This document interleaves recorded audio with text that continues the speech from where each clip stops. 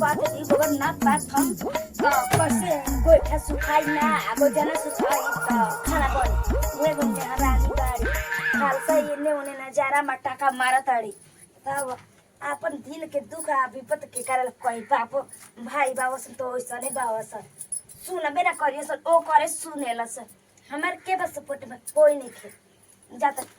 आता नहीं ले जाता पात तन जो गयो कमे बट्टे पात दिन सूख जाई आ सूख जिते लिए आ वो खासा ये ने ओने हमर देह में झगड़ा भर बा त देह में जाई के चाहिए ओकरा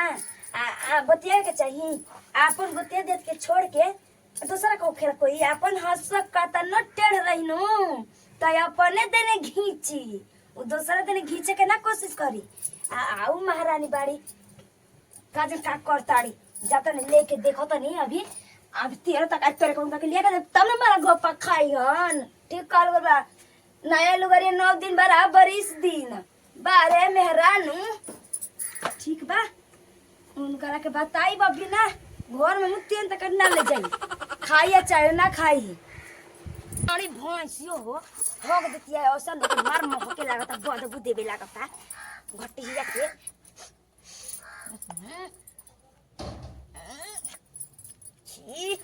राम राम कुशन और रानी के का बुझाई और रानी के तो खाए के चाहिए बस खाए के मिले तक बनावल उतने काफी बा हो हैं हम बल्कि गोबर ले पानी ले माजल ले धोवल ले कचारा ले तियल ले तकारी ले कुल करते नहीं घटिया का अपने मने बुझाता सबतिया के तनियो मनी उनका पेड़ काढ़ और रानी के पेड़ काढ़ ओसन गोतिनी आ ओसन पतो बिल्ला जस जे मर जस जा ओसन गोतिनी के आ पतो के कौन काम बा हमरा हां जल्दी काट देने आई घमवा न त सूख जाई ए जी गेले त करू का दिन फोरल बाटे नेनु अच्छा त चारे गो तोड़ ढेल ले चरचर को दे त कोई दिन बनाई आ मर तोड़ के लेके चल त रानी मोल लेके बना के खा जाई ओकर कौन बा ओकर किछो नहीं के बचिया हम न जानता नहीं कि घर कैसे चलावल जाला आ हित न त दुआ ऐसे त इज्जत कैसे रहेला वो का जानतिया त लेके जत दे दन में बात दी दे दी हमर मोल यही तर दुश्मनी में देखी त तखाई फोरल बा हो खूब सुंदर बाकी छोटी छोटी बता ये तो चोर लेकर आई की दियो करा के गाड़ी के ये ना दे दूगो आलू लगा के कौन ली आलू लगा के कौन ले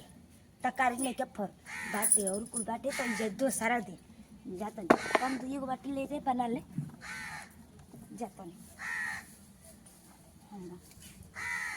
का करत ये घर में का करतड़ू हो मनो जागू का करतड़ी रे ऐसी माई बड़ा का हो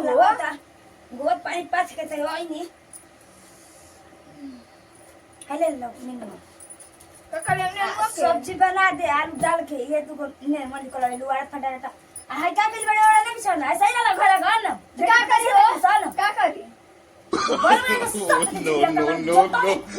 सच से इने को हमारा अपन बड़ा युवा मां की एक हो देख लो गोबरा का था तेरे अंदर सब कसन में होता पाक जो तो ये पब्लिक है बुठा ला पाई से कहां से कर दी रे है जो है बनाओ एगो तू खाइए देखो हमार सिकुला बनेला ठीक आज खाना बनाला तो भूख लागल बा एगो तो अपने मन दे जाओ नहीं के चलो बेचारा केला का थंप वाला केला के सब्जी खइबू आय काहे ऐसे कर दू हो केला का सब्जी खइबू बाबू ले ना पूछो कि दे जम का दे ले रवा ना यानी बाप रे बाप एगो तो अपने ऐसा पड़ा के तना मोहकता इना खा लिए है ओने का मारता है ना जाए पर हाथ धो के आओ आज खाना बनाओ चिलवन दर्शन हो ओए राम जी को मिठाई दे बस दे दे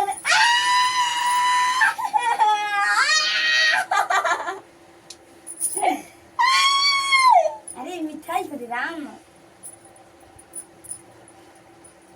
और ये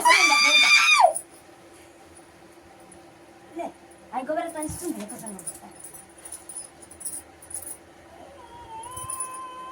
हाय परस आई लेके हाय मैं कहां जाके तेरे कहां जाके तेरे तो परस आई देख लेके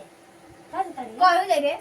तोरा से मतलब मम्मा यारी करे बोलताड़ी ला जाए जने की तरह की सस के आगु तीन के कुछ से बोलल जाला ना नहीं के तर बाप में संस्कार नहीं के ना नहीं के देले हो संस्कार नहीं के सिखल बच्चे तो तू अपन अलग बना आखो हमरा घर में जान दे ना मन्ना तबे ठीक रह तो काहे ऐसे कर ली हमरा सब तो गुजरना अपन बाबू ले ना दहेज में कह दे वो गैया दे दे सवाल अपना बाबू ने दहेज में गैया मांग दे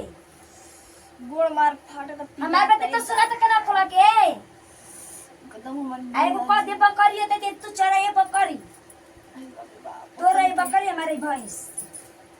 तो के देता मंगवा न यार ले तू अपना नहीं हरला मंगा बाबू ले दहेज में खाती के बड़ा मुंह चखलो बने बड़ू अरे रहू देख ना उनका के मार खोलाई तो बाबू कॉले रहल सही के मजाक नहीं की करत ए भैंसे देवे के कहिए तो कहता नु फला कहतीस नु हो सकता तो जो के कारण भैंस